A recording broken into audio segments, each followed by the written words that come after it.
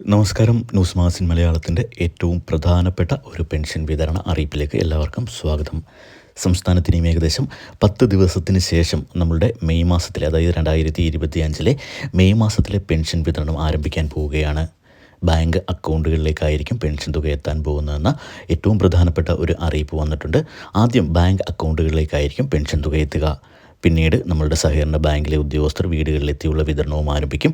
അപ്പോൾ ഈ ഒരു പെൻഷൻ വാങ്ങുന്ന ആളുകളൊക്കെ അറിഞ്ഞിരിക്കേണ്ട വളരെ പ്രധാനപ്പെട്ട ഒരു അറിയിപ്പാണ് നിങ്ങളോട് പങ്കുവയ്ക്കുവാനുള്ളത്.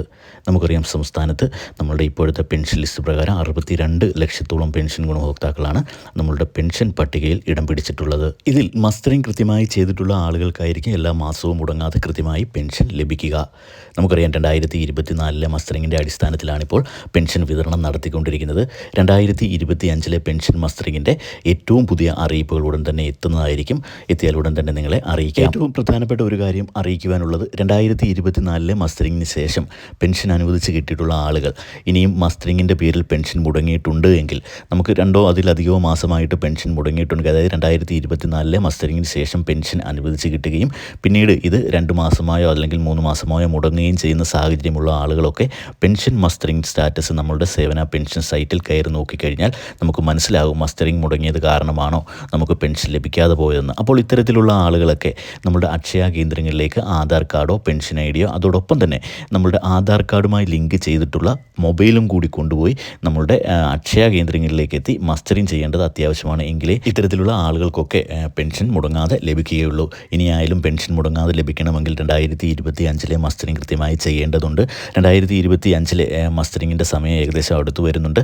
അത് നിങ്ങളെ അറിയിക്കുന്നതായിരിക്കും. അപ്പോൾ ഈ ഒരു കാര്യം പ്രത്യേകം ശ്രദ്ധിക്കുക. 2024 പെൻഷൻ മസ്റ്ററിങ്ങിന് ശേഷം പെൻഷൻ അനുവദിച്ച് കിട്ടിയിട്ടുള്ള ആളുകളൊക്കെ ഇനിയും മസ്റ്ററിങ് ചെയ്തിട്ടില്ലെങ്കിൽ ഈ മാസം 20-ാം തീയതിക്കകത്താണ് മസ്റ്ററിങ് ചെയ്യേണ്ടത്. അതായത് എല്ലാ മാസവും കൃത്യമായി ഇത്തരത്തിലുള്ള ആളുകൾക്ക് മസ്റ്ററിങ് ചെയ്യുവാൻ അക്ഷയ കേന്ദ്രങ്ങളിൽ അവസരമുണ്ട്. അതായത് 20-ാം തീയതി വരെ മാത്രമായിരിക്കും പെൻഷൻ മസ്റ്ററിങ് ചെയ്യാൻ കഴിയുക. 20-ാം തീയതിക്ക് ശേഷം നമുക്കറിയാം സംസ്ഥാനത്തെ പെൻഷൻ വിതരണ തീയതിയാണ്. അപ്പോൾ ഈ ഒരു പെൻഷൻ വിതരണ തീയതിക്ക് മുമ്പായിട്ട്, അതായത് മസ്റ്ററിങ് 20-ാം തീയതിക്ക് മുമ്പ് ചെയ്ത് കഴിഞ്ഞാൽ 20-ാം തീയതിക്ക് ശേഷം ലഭിക്കുന്ന അല്ലെങ്കിൽ വിതരണം ചെയ്യുന്ന പെൻഷന് നമുക്ക് അർഹതയുണ്ടായിരിക്കുമെന്ന് നമ്മൾ പ്രത്യേകം ശ്രദ്ധിക്കുക.